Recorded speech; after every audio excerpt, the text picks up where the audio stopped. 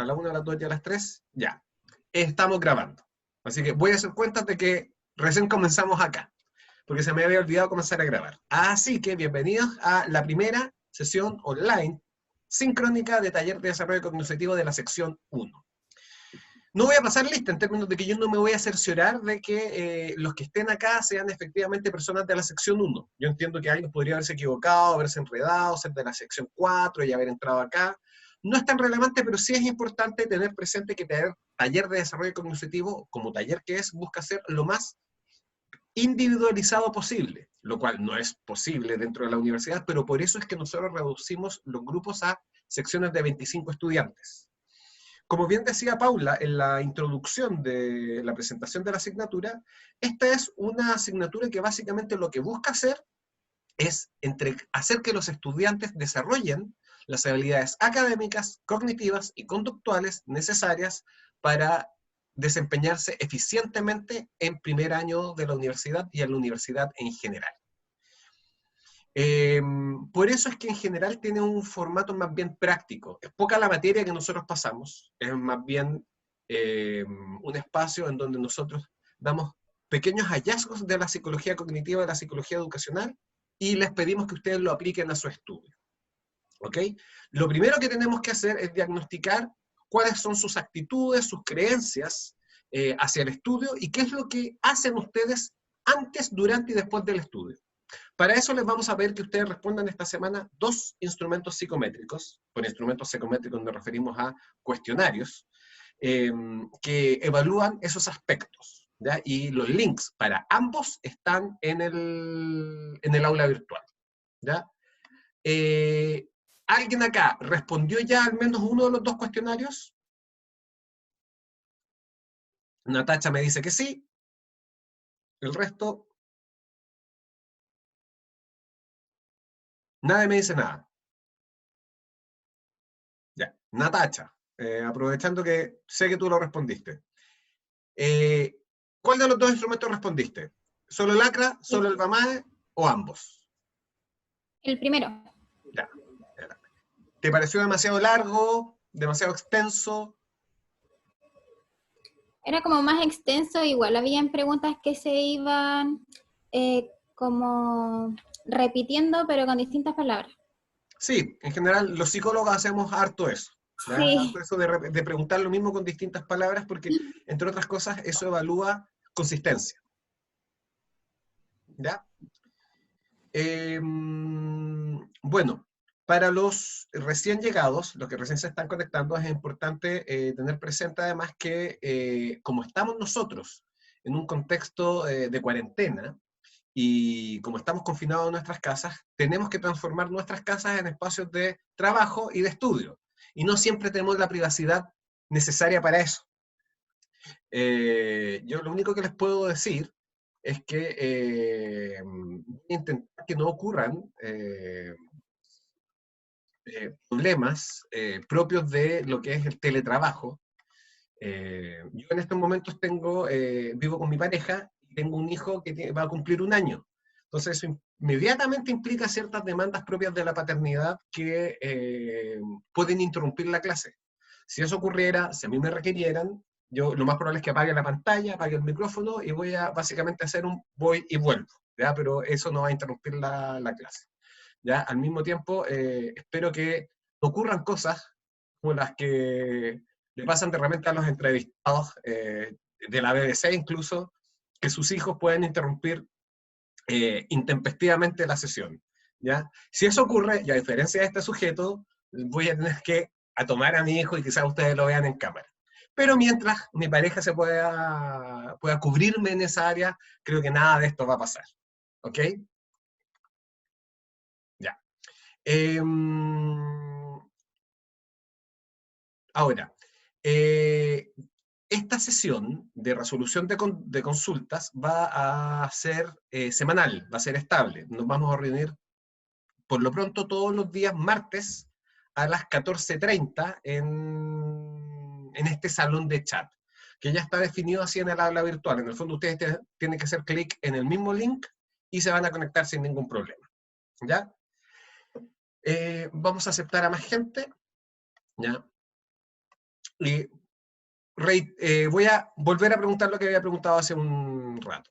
Respecto de los instrumentos que tenían que responder esta semana, que son el BAMA y el ACRA. ¿Hay alguien que no sepa cómo acceder a esos instrumentos?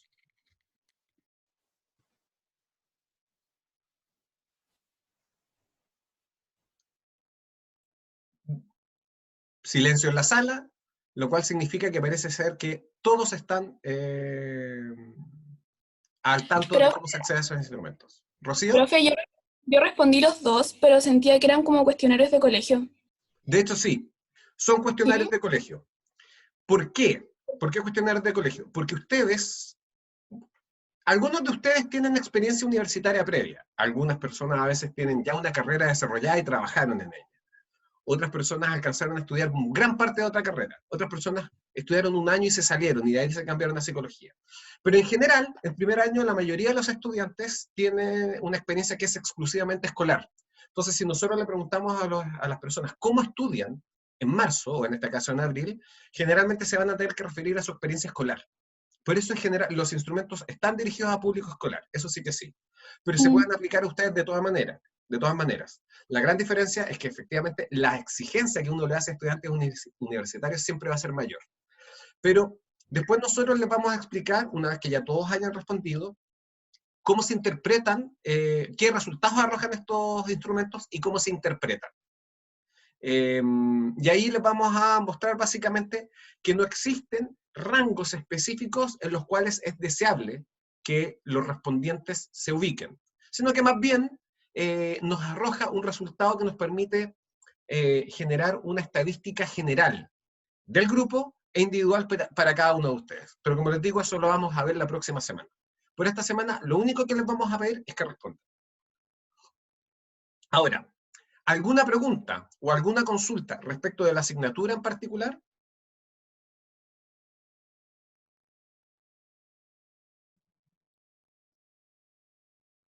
Nuevamente reina el silencio en la sala. Es como que pasan esos coirones.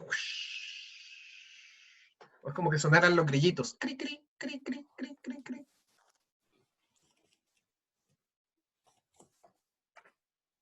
¿Qué vamos a hacer en este curso? ¿Qué es lo que vamos a hacer? Básicamente nosotros les vamos a plantear ejercicios que ustedes tienen que aplicar a su estudio. ¿Ya? Por ejemplo, algo que no vamos a poder hacer este año, pero que hacemos tradicionalmente, es que nosotros le enseñamos a los estudiantes un método súper simple de toma de apuntes, que consiste en que tienen que dividir la hoja en dos partes y en una anotar sus apuntes propiamente tal y en la otra todos los datos anexos y las preguntas que vayan surgiendo y que típicamente interrumpen la toma de notas.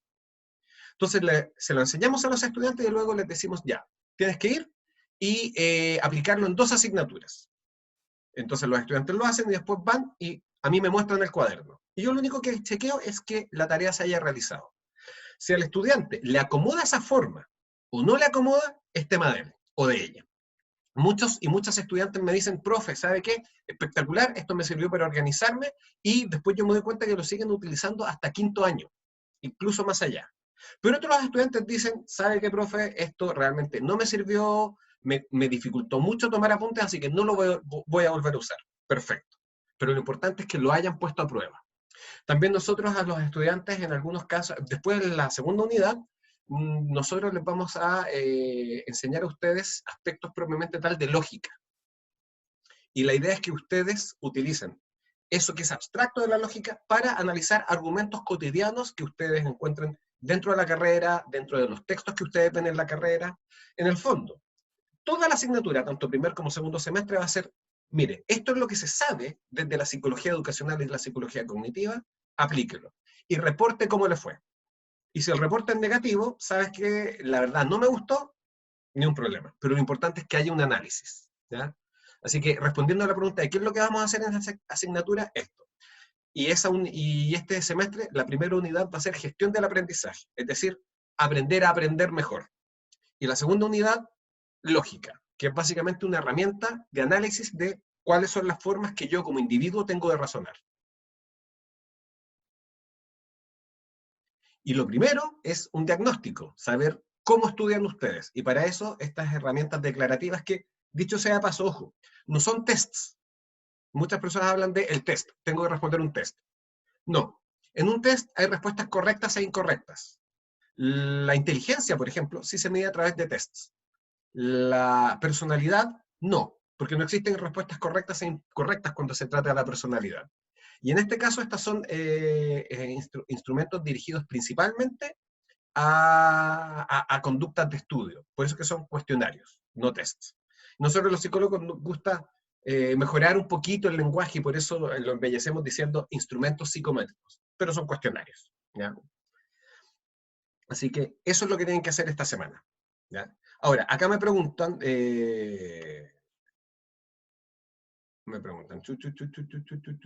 ¿cómo se evalúa el ramo? ¿Cómo se evalúa el ramo?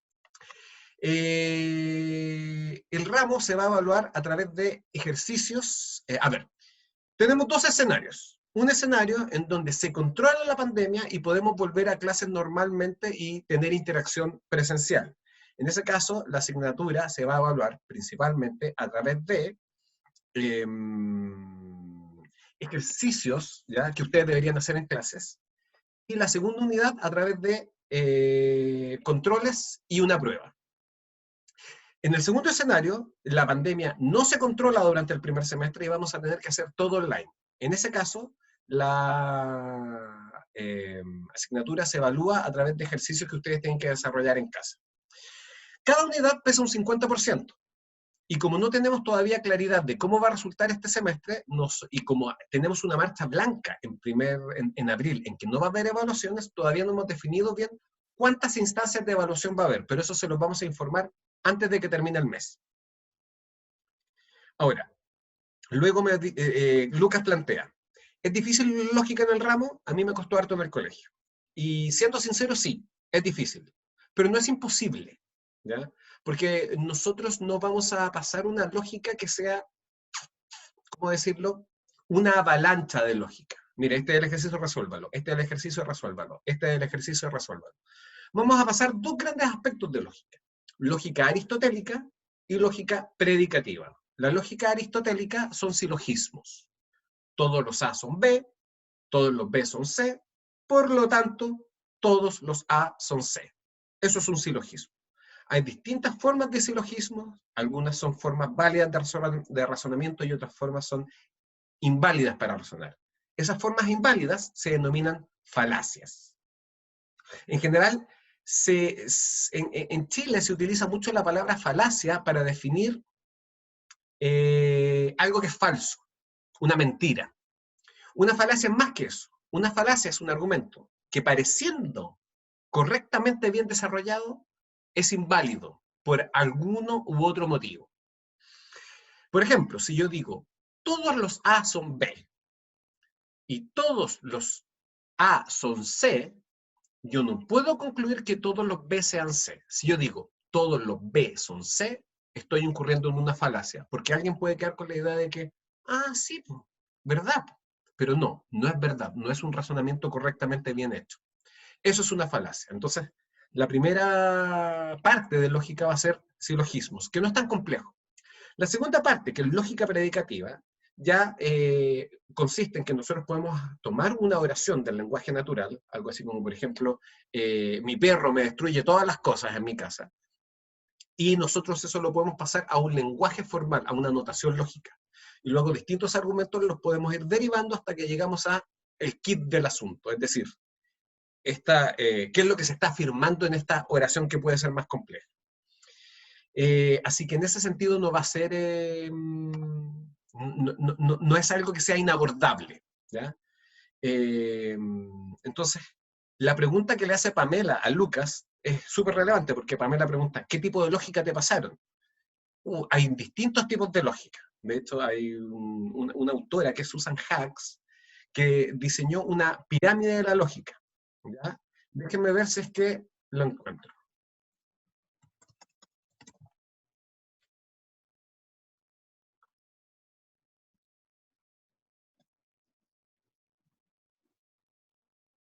No, no está por lo menos fácil, directamente disponible en Google. Lo que sí encontré fue una caricatura de Susan Hack, es todo lo que encontré. Ya les puedo mostrar después la pirámide de la lógica. Que el valor que tiene sería demostrarles que de todo lo que es la lógica, nosotros vamos a ver un aspecto que es muy, muy mínimo, porque al final tenemos un mes para eso, no nada más, ¿ya? Y, por ejemplo, cuando Lucas dice, parece que me pasaron lógica proposicional, y Catalina le responde con un emoji triste, depende, o sea, eh, la lógica proposicional per se ya es un capítulo muy, muy grande. Nosotros vamos a ver algo muy, muy preciso y vamos a enseñarles un procedimiento para hacer lo que se denomina una derivación. Es decir, desmenuzar un argumento y quedarse con lo que se afirma o lo que se niega.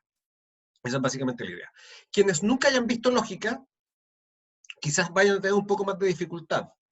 Pero es súper importante tener algo presente en esta asignatura, para que la vayan dimensionando. En el pasado, quienes han reprobado la asignatura, la han reprobado principalmente por inasistencia. Y esa inasistencia los ha llevado a no entregar todos los trabajos o a entregar los trabajos mal porque no estuvieron en la sala de clases para desarrollar la primera parte, porque típicamente en clases nosotros, los estudiantes y las estudiantes iban desarrollando los ejercicios y nosotros los íbamos supervisando. Si alguien omitió esa parte, se le hace muy difícil desarrollar por sí mismo los ejercicios, ¿ya? Así que si alguien se dedica a la asignatura, es casi imposible que la repruebe. Y eso se aplica también para lógica. ¿Ok? Ya. ¿Alguna otra pregunta respecto a la asignatura? Profe, ¿Sí? Francisca. lo que pasa es que en muchos trabajos nos van a pedir que hagamos no sé, por la cita y cosas en norma APA. Y yo, eso me lo pasaron en el colegio, pero tengo claro ya compañeros que he conversado que no saben ni siquiera qué es APA. Entonces yo no sé si eso lo van a pasar en alguna clase o no. Mira, no lo tenemos presupuestado como para pasarlo acá, en taller de desarrollo cognitivo. Puedo conversar con Paula y podríamos hacer algún tipo de módulo complementario. Pero lo primero a tener presente es que el famoso formato APA viene de la sigla APA, que significa American Psychiatrist Association, o de hecho, American Psychologist Association. Originalmente era la Asociación de Psiquiatría, después apareció la Asociación Gringa de Psicología. Y esta asociación lo que hace es que vela por el establecimiento de cánones, es decir, criterios compartidos universalmente para definir qué es psicología y qué no. Como institución que es, especialmente teniendo en cuenta que es gringa, hay muchos que discrepan de ella y muchos que no la siguen. Si ustedes se van a Europa, se van a Argentina, ahí nadie pesca la APA. Nosotros, como somos el patio trasero de Estados Unidos, pescamos a la APA. Y muchos odian el formato APA porque es un formato muy estricto. Si ustedes quieren presentar un artículo, una revista científica, les van a exigir una serie de detalles, hasta con qué letra se escribe, cuántos son los márgenes del texto que ustedes presentan. Y muchos lo odian, pero esos formatos tienen un propósito. Y el propósito es aunar criterios. Si ustedes no entregan una exigencia de formato, les van a llegar trabajos escritos de distinta manera, con distintas secciones, con distintas extensiones, con distinta tipografía, y formatearlos y ordenarlos es un caldo de cabeza. Por ejemplo, la APA también define qué tipo de gráficos se aceptan, qué información tiene que tener el gráfico. A mí me ha pasado que si yo no exijo eso, los gráficos llegan en un formato en donde no está mal, pero no entregan la información que yo pido que entreguen. Y si nosotros elimináramos las APA, si elimináramos el formato APA, igual tendremos que seguir otro formato. Por ejemplo, en Escandinavia se utiliza mucho un formato que es el de la Acta Escandinavia de Psicología, si no me equivoco, que es una revista. Y que es peor aún, y es más bizarro que el formato de la APA. Ahora, el formato APA se volvió tan popular que hasta el Word lo integró. Eso significa que en una sección de revisar, si no me equivoco del Word, ustedes pueden escoger formato, y automáticamente mientras ustedes van escribiendo, el Word les va haciendo correcciones o sugerencias que coinciden con el formato APA. Y por otro lado, ¿cómo se aprende el APA? ¿Cómo se aprende a citar en APA? Lo que se estila en psicología, cómo aprendí yo a escribir en APA, fue a través de la práctica. Yo cuando hice mi tesis de magíster, a mí me devolvieron 1 y 1000 veces el manuscrito diciéndome, los gráficos no están en APA, los márgenes no están en APA, el texto no está en APA. Y en un momento mi supervisor me dijo, mira, no voy a corregirte el trabajo mientras no lo pongas en APA. Entonces tuve que ir yo a investigar cómo se citaba en APA, o cómo se usaba el APA. Hay ciertos lineamientos básicos, y de hecho se han ido cambiando cada cierto tiempo. Ya a estas alturas nosotros estamos en la 6ª edición del formato APA, si no me equivoco. Ya hay un libro más o menos de este grosor que detalla todos los criterios que hay que seguir, que son muchos. O sea, uno de los más claros y al mismo tiempo más irrisorios es cómo se hace una cita con 6 autores o más. ¿Por qué? ¿Qué es una cita? Una cita es básicamente un reconocimiento acerca de cuál es la fuente de una afirmación. Si yo digo, por ejemplo, la atmósfera está constituida en un 75% de nitrógeno, ustedes pueden pensar que es correcto, o pueden pensar que me he equivocado. Algunos pueden pensar, ¿y el profe cómo lo sabe? ¿Se le ocurrió? El profe quizás lo escuchó en el colegio y de ahí lo recordó mal. Hay muchas formas en las cuales yo puedo estar equivocado. Lo que sí yo puedo hacer es decir, esto no lo digo yo, sino que lo dijo un químico. ¿Qué químico? Fulano de tal. Y acá está la cita. Y la cita entonces es el apellido del químico y el año.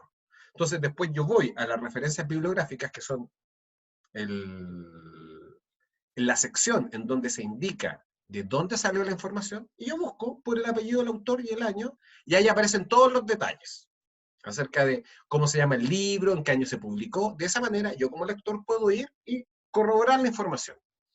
Para afirmaciones tan conocidas como la conformación de la atmósfera, no se necesita una cita. Pero si yo dijera, por ejemplo,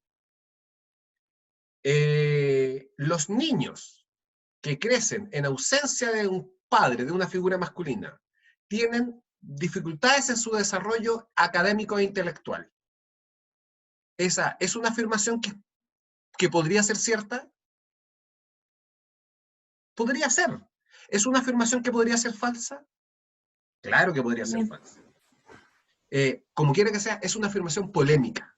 Entonces, muy, muy importante que yo como lector tenga la posibilidad de ir y revisar de dónde sale esa información. De ahí la idea de la cita. Eso es una cita, ¿ya? No tiene nada que ver con un encuentro romántico con una o más cervezas, ¿ya? En psicología, eso es una cita. Y en el APA define que cuando el autor es uno, yo siempre tengo que citar su apellido. Cuando los autores son 2, siempre tengo que citar los 2. Cuando son 3 o más, yo cito fulano, mengano, sutano, la primera vez. De ahí en adelante solamente pongo fulano et al. Lo mismo para 4, lo mismo para 5, pero cuando son 6 autores o más, la primera vez que yo lo menciono, no menciono los 6 apellidos, sino que solamente menciono el primero. Es decir, resumiendo, un autor se cita siempre el apellido. 2 autores se citan siempre los 2 apellidos. De 3 a 5 autores, la primera vez se citan todos los apellidos, después solamente el primero et al. Y de 6 autores o más para arriba, siempre la mención desde la primera es apellido et al. Es decir, así de complejo y así de específico puede ser. Y por lo tanto nosotros podemos hacer, hay muchos brevarios que nosotros podemos encontrar y preparar y entregarles a ustedes. Pero yo siempre he considerado que es bueno que al estudiante se le hagan estas exigencias del formato APA, porque a pesar de que es súper engorroso, a pesar de que es súper molesto y que llega a parecer una locura, le ayuda a uno a introducirse en la exigencia del mundo más académico, en donde cuando uno ya está en la línea de la academia, del paper, del simposio, uno asume que todos los demás saben lo que uno sabe, y muchas veces ustedes no les van a preguntar, van a asumir que ustedes saben. La mejor forma de introducirse en ese mundo es a través de esta exigencia en donde se le dice al estudiante, apréndalo por usted mismo. Pero siempre voy a estar yo, siempre va a estar Paula, para ir guiándolos con los procesos que puedan ser más complejos. Pero voy a conversar con Paula a ver si es que nosotros podemos hacer un pequeño módulo de APA. Ahora bien, también quienes más se encargan del manejo de información son los bibliotecólogos. No sé si alguna vez se han preguntado por qué la carrera de bibliotecología dura 5 años. Yo sí, muchas veces me lo he preguntado. ¿Qué es lo que se estudia en bibliotecología? Principalmente el manejo de información. Y los bibliotecólogos son los que más saben de formatos. Saben no solamente el formato APA, sino que muchos otros formatos que existen que yo incluso desconozco. podríamos pedirle a la bibliotecaria, Rosario Gamboa, que ella haga un módulo que podría ser online, podría ser asincrónico, para que ustedes vayan aprendiendo qué es lo que se exige y cómo se aplica. Ya. ¿Alguna otra pregunta? Quiero que me bombardeen con preguntas. Si no se les ocurre ahora, no se preocupen, la pueden dejar para después, me mandan un mail o la plantean en la próxima clase.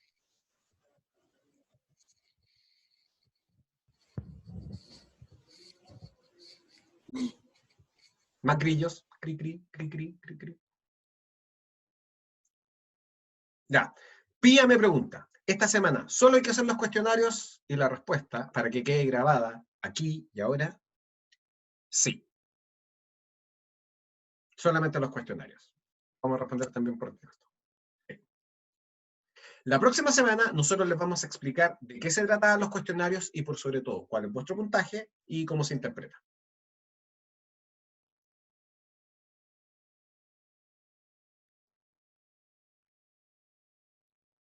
En la asignatura, ¿hay que leer algún libro? No.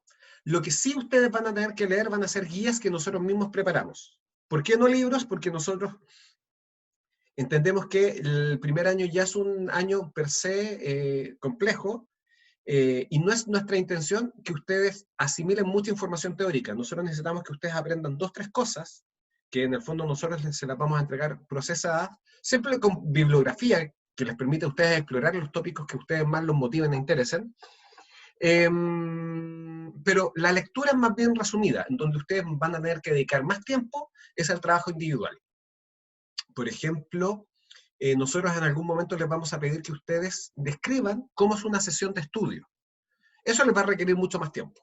El PowerPoint, en donde va a estar explicado cuáles son los términos en base a los cuales nosotros deseamos que se haga la descripción, el PowerPoint les va a tomar 20 minutos. El trabajo que queremos que desarrollen, 2 horas aproximadamente, haciendo una estimación más o menos rápida. ¿Ya? Así que en ese sentido, no hay que leer ningún libro. Luego me preguntan cómo va a comenzar la unidad. Y la unidad va a partir con estrategias de aprendizaje, que son básicamente una estrategia de aprendizaje es un método planificado para alcanzar un objetivo, en este caso, de aprendizaje. Quiero aprender tal cosa. Para hacerlo voy a hacer esto, esto y esto otro. Y todas las acciones van a cambiar dependiendo si lo que yo quiero aprender es otra cosa. No es lo mismo aprender, por ejemplo, una coreografía en un arte marcial. Yo practiqué muchos años karate, y en karate, que es un arte marcial japonesa, se entrena mucho a través de formas preestablecidas de entrenamiento que se llaman kata. Para aprender un kata, uno tiene que hacer ciertos actos mentales, a veces cuesta, y uno lo ve en los principiantes, que hay movimientos que no dilucidan por sí mismos. Y es muy distinto respecto a lo que hay que hacer para aprender a resolver un ejercicio de estadística. Por eso las estrategias de aprendizaje son contextuales, cambian dependiendo del contexto y dependiendo del objetivo. Entonces vamos a partir con eso, ¿ya? Con estrategias de aprendizaje aplicadas al estudio universitario. Luego me preguntan, ¿este taller nos va a ayudar a saber qué método nos sirve para aprender? Sí, efectivamente sí, pero es importante hacer notar que no existen métodos, a ver, no existe una lista finita de métodos, no existe una lista acotada de métodos. Miren, son estos métodos y no hay otros. Es como, imagínense, un método para lograr lo que uno quiere en la vida. ¿Hay una cantidad finita de métodos? No. Cada uno tiene un método, pero lo importante es que sea un método más o menos explícito, ¿ya? Y claro, que no sea vago.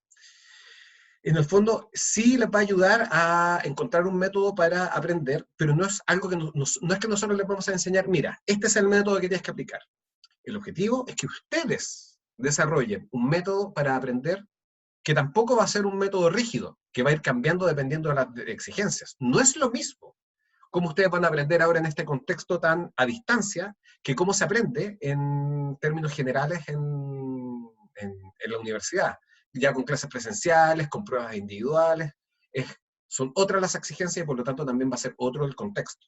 Por ejemplo, lo que a ustedes se les va a demandar mucho ahora es la interacción con otros a través de la interacción mediada con otros. Es decir, no es lo mismo hacer compañeros y hacer amigos en la sala de clases que hacer compañeros y hacer amigos a través de una webcam.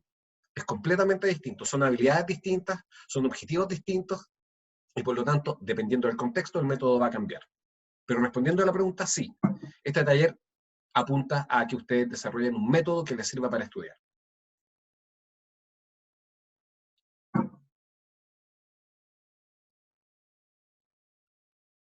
Ya. ¿Alguna otra pregunta?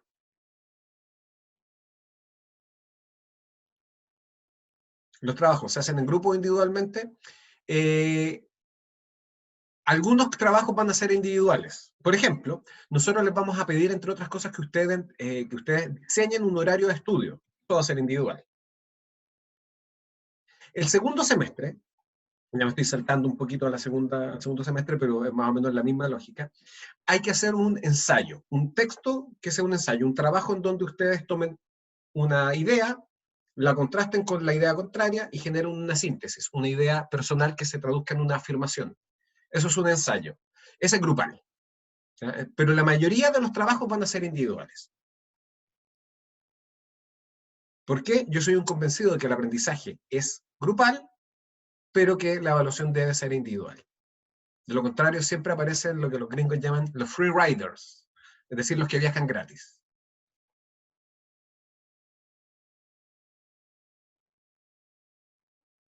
Ahora, como les digo, todo lo que sea trabajos propiamente tal, nosotros con Paula teníamos todo listo hasta que lo conversamos con Secretaría Académica, con los demás profesores y dijimos, ¿saben qué?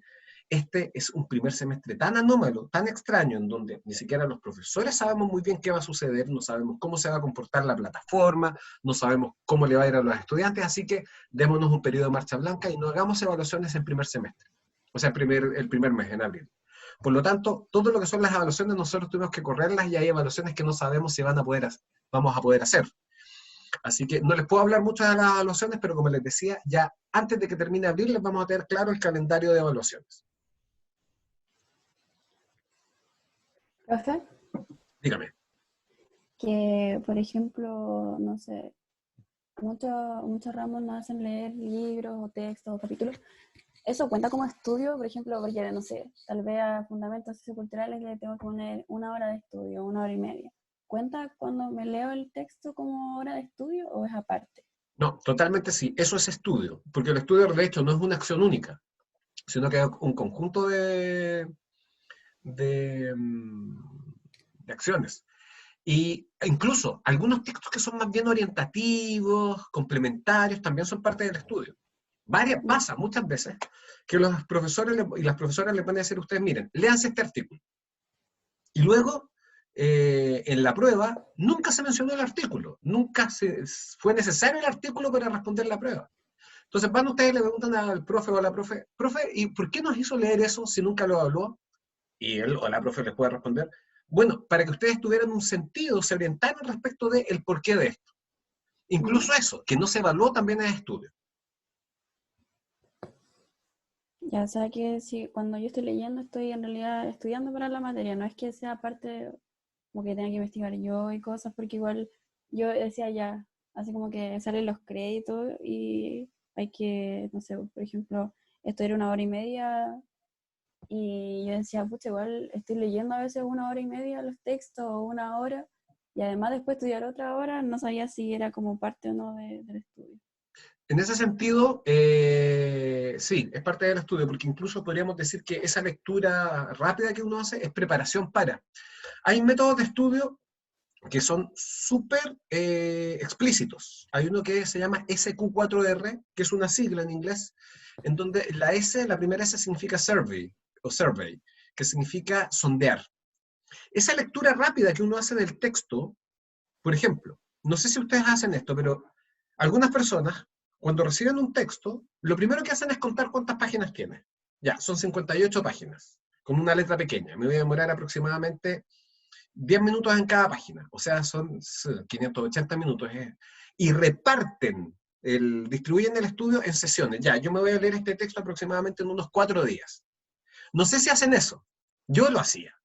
Ese cálculo, que puede ser más fantasioso, más realista, también es parte del estudio, la planificación del estudio.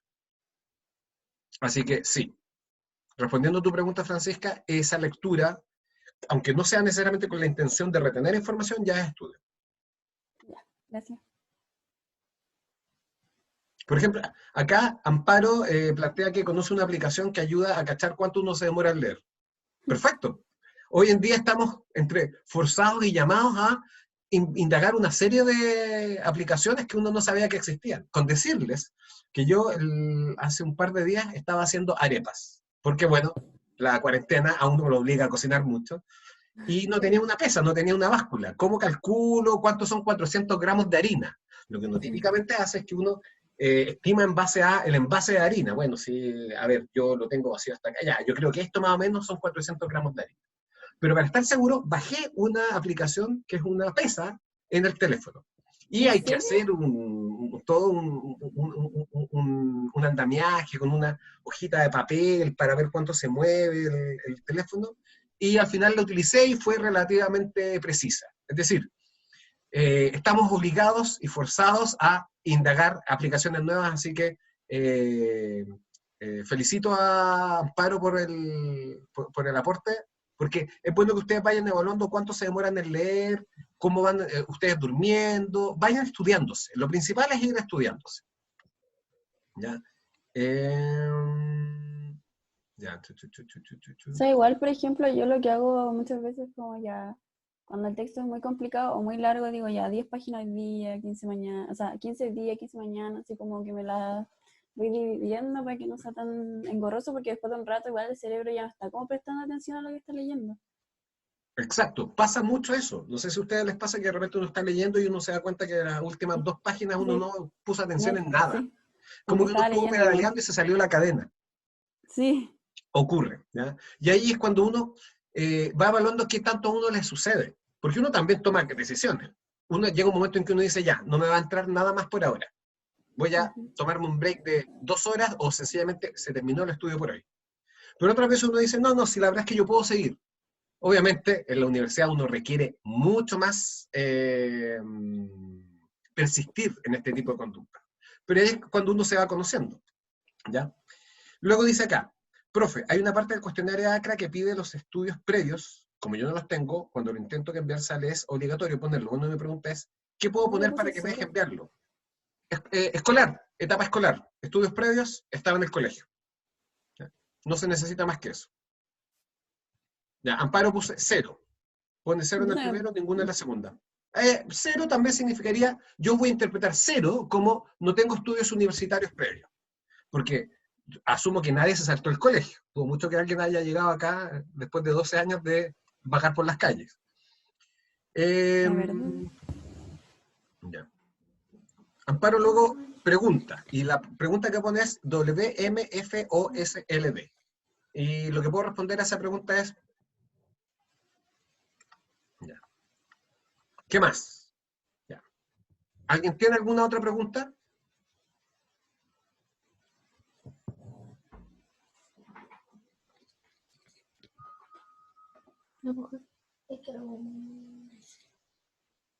Ya. No se olviden, chicos y chicas, que siempre sucede que después de estas sesiones alguien se acuerda de algo que tenía que preguntar. Yo les puedo comentar que la psicología, una de las pilares de la psicología es que, y esto lo van a escuchar mucho, el lenguaje crea realidad. Nosotros como seres humanos somos seres eminentemente lingüísticos. Es a través del lenguaje que nosotros nos relacionamos con la realidad. Y hay conceptos para los cuales no tenemos palabras. Y cuando alguien le da una palabra, un nombre, inmediatamente podemos pensar acerca de eso. ¿Ya? Por eso yo soy, por ejemplo, la palabra procrastinación. ¿Alguien sabe lo que es la procrastinación? No hacer nada. Sí, por ahí va. Pero no solo eso. Porque, por ejemplo, si yo estoy de vacaciones y me voy al borde del río y no hago nada, no estoy procrastinando. No sé. La procrastinación Es no es hacer nada cuando tiene que hacerlo. Así como algo. exacto, postergar injustificablemente el inicio de una acción. Si yo tengo que estudiar y me paso 2 horas revisando Instagram o Tumblr, he procrastinado 2 horas. Y desde el momento en que aparece la palabra procrastinación, inmediatamente eso es algo de lo que se puede hablar y de lo cual ustedes, y que se puede investigar. Se puede hacer un estudio de cuántas veces aparece la palabra procrastinación en los estudios de psicología. Y desde la década pasada, desde el año 2000 en adelante, ha aumentado exponencialmente la mención de la palabra procrastinación en los estudios de psicología, porque es un tópico a nivel mundial. Santo Tomás de Aquino no tenía muchas posibilidades en su monasterio para procrastinar, pero nosotros estamos llenos de distractores, llenos de estímulos. Así que, por lo tanto, es muy fácil para nosotros procrastinar, y ese es un gran peso que tienen las personas. Muchos saben que procrastinan mucho, pero recién cuando aparece la palabra, pueden conversar acerca de ella y darle un rótulo que les permita manipularla mentalmente. Esa es la gracia del lenguaje. Y por eso es que yo soy fanático de los conceptos que no tienen un término en castellano, una palabra en castellano, un nombre en castellano, pero sí en otro idioma. Y uno de mis favoritos es una expresión francesa, que es l'esprit de l'escalier, el espíritu de la escalera, también conocido como el fantasma de la escalera. Y que es básicamente esta instancia en la cual uno encuentra qué debería haber dicho en una conversación después de que esa conversación ya ha terminado. Y a todos nos ha pasado en algún momento. Si a ustedes les pasa, los ataca el espíritu de la escalera, ahora, y después de que terminó la sesión, se dan cuenta de que hoy se me quedó esta pregunta en el tintero, pueden hacerla por mail, o pueden hacerla por el aula, ya especialmente en el foro de novedades y consultas, que a mí me gusta mucho esa opción, porque muchas veces pasa que 10 estudiantes preguntan lo mismo por mail, y yo le tengo que responder a los estudiantes individualmente. En cambio, cuando uno hace la pregunta por el foro del aula virtual, la respuesta le sirve inmediatamente a todos los demás estudiantes. Incluso a esos 20 estudiantes que tenían la misma duda, pero nunca la plantearon. Así que, por mail, preferentemente por foro, o si no, podemos ver la duda en la próxima sesión que vamos a tener la próxima semana. ¿Ok? Así que bien, pues, chicos y chicas, damas y caballeros, como yo les decía, antes de que se conectaran, algunos que ya estaban antes de que pudieran llegar los otros, mi idea es que estos espacios duren 45 minutos. Está diseñado para que dure 90 minutos. Si tenemos que extendernos 90 minutos, nos extendemos 90 minutos. Yo tengo a mi hijo amordazado allá adentro y yo tengo una alarma que me dice que a las 3:30 lo tengo que soltar. Pero si terminamos antes, ¿ok? Así que vamos a dejar esta sesión hasta acá, a menos que aparezca una última duda de último minuto.